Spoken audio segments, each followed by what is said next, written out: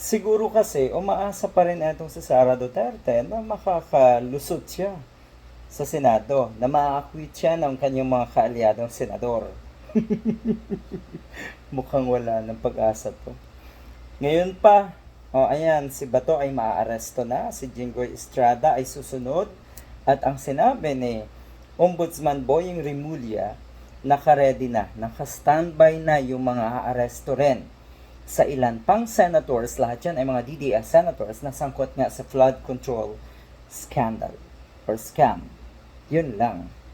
So, pababa ng pababa yung bilang ng majority. Ano na ang mangyayari? Abay ang bali-balita ngayong araw na to, May 20.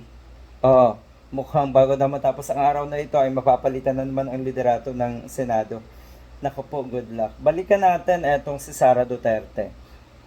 Mas maganda daw na etong isang ito ay nag-resign na bago pa man maaprubahan sa Kongreso ang kanyang impeachment case. Nag-resign na daw sana siya. So yun nga, umaasa pa rin siya. Tinatrabaho pa rin ang mga kaalyado niya sa Senado na mablock, malusutan ang impeachment. Sige, nag-convene na kayo. Pero talaga, talaga, impartial daw si Bongo at si Robin Padilla.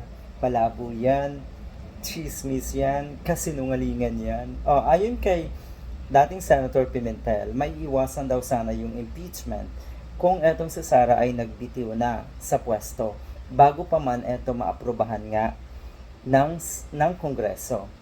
Dahil totoo na hindi lang ang impeachment ay hindi lang para matanggal ikaw sa pwesto, kundi yung pinakamabigat na kaparusahan, yun yung habol natin.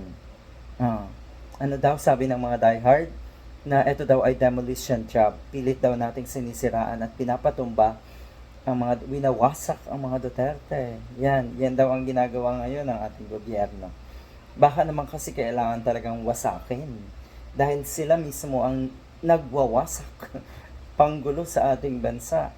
At napakaraming pananagutan ang isang ito, itong si Sara Duterte. So dapat lang nawasakin. Dapat lang, para hindi na rin pamarisan. Perpetual disqualification. Yun yung kasamang penalty dito. Hindi na sana daw ito aabot sa impeachment court kung nag-resign nga ang mokong na ito. Etong si Sara Duterte. Ang ganda kung mag-resign siya ngayon at na-file na, hindi na niya masasave ang sarili niya dahil nag-umpisa na ang accountability process. Hindi na pwedeng iwasan ito just by the convenient act of resigning. Wala na.